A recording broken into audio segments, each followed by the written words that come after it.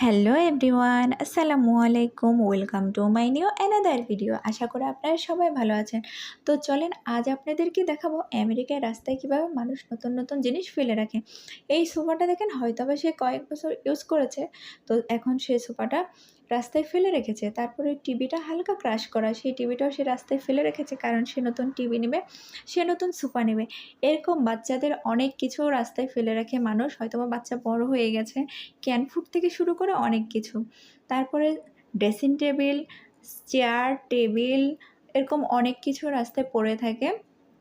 হয়তোবা সে মানুষ নতুন বাসায় উঠবে, পুরাতন বাসা চেঞ্জ করছে, তো তার পুরানো ফার্নিচারগুলো এভাবে ফেলে রেখে সে চলে যায়।